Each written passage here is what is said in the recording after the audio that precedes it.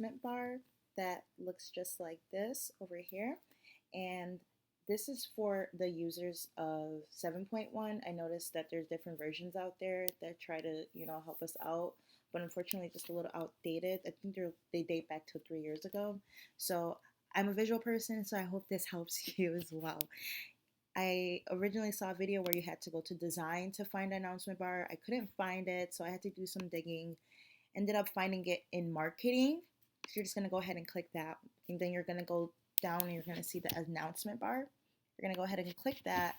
And where it says enable announcement bar, you're going to go, it's gonna say disable announcement bar for you if you don't have it already displayed. So you're just gonna go ahead and click enable like I have here, checked. And then this right here is a link that I attached.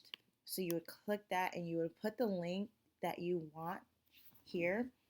I also had to remember the URL slug. If you do remember in time, you can go back to one of the previous pages and copy that and then put in your domain and everything, your URL basically, and then add that URL slug right there to get to that direct place that you want to.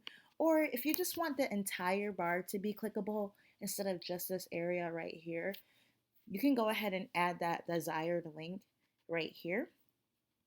And then once you click this announcement bar on the page, it will just go ahead and take you to that desired link.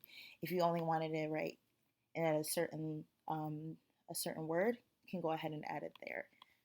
So that's all I have for you. Once you're done, go back to marketing. And in your case, it'll probably say save. Go ahead and save that before you head back, and then you'll be all set to go.